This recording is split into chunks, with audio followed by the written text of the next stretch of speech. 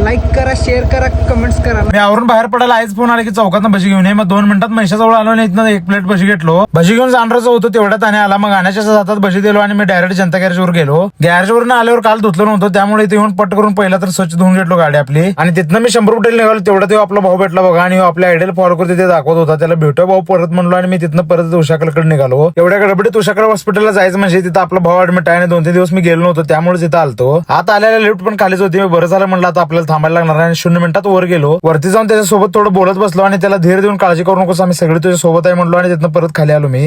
Like करा, share करा, comments करा, नाही तर जाऊन टाका.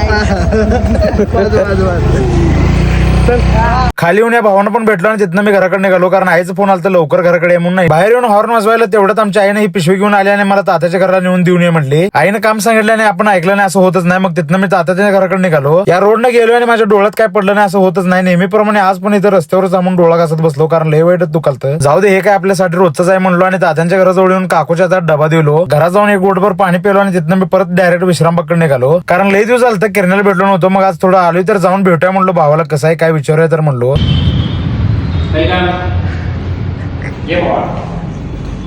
थोडा वेळ बोलत बसल्यावर किरण्या म्हणला चल काहीतरी खाऊन या. मग इथे येऊन गोबी मंचुरी खाल्लो. तर भावांना भेटूया पुढच्या व्हिडिओ मध्ये. Bye bye.